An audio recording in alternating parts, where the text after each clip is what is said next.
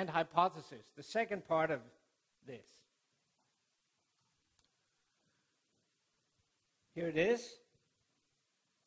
It's when we say statistical model, it's a way to express that now I am talking about the formality of the situation, that I'm expressing these assumptions that I'm making for the post hoc, for the subsequent statistical analysis that I'm going to do. And usually, I mean, the word model is used by many people in different contexts, as you know. If in physics, we might use the model for the underlying true model of the phenomenon that we are looking at. If you're in somewhere out there in the clothes business, sorry for having a white shirt today, but I have other business to do after meeting you. That's why, right? If you're in that business, a model is something completely else, right?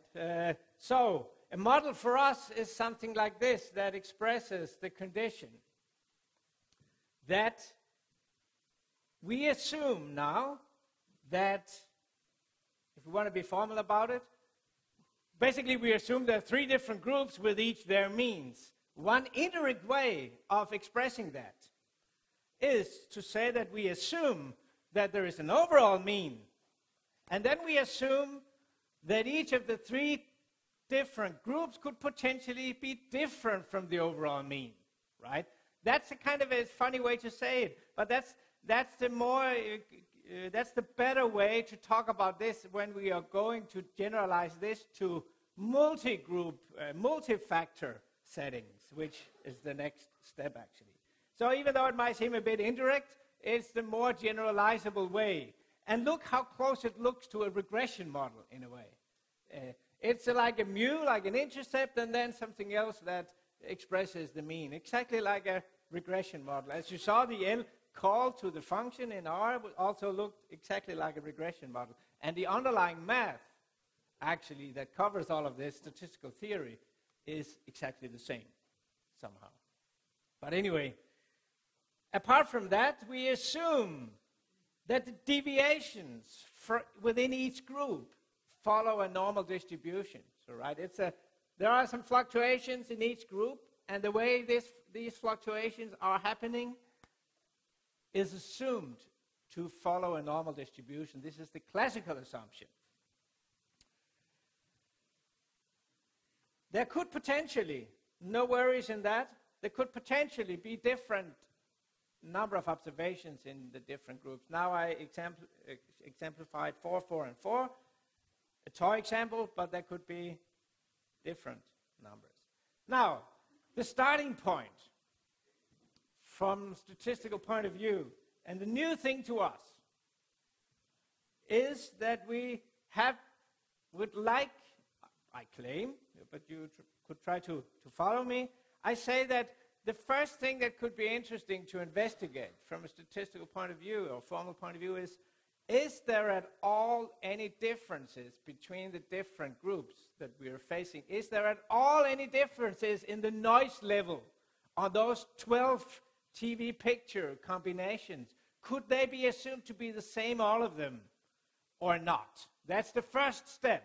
It's not the only step, but it's the first step. The way that hypothesis and the alternative could be expressed is like this.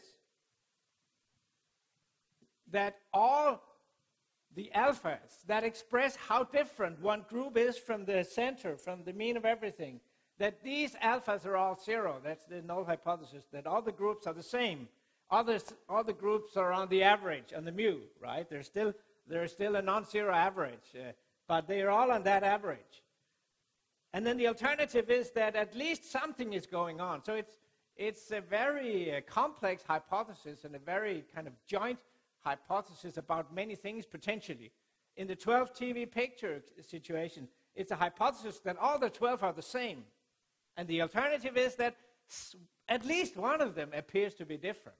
It could also be that they're all different from each other. But the alternative is just something is going on here towards nothing going on. That's actually the formality of it. Hopefully not too difficult at this point, because we've seen similar things, at least not exactly that.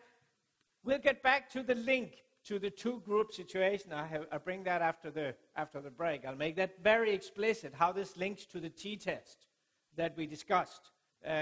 Because it does, of course. Potentially there could be only two groups here, and what we do here could also be done, and we'll make that link very explicit. So,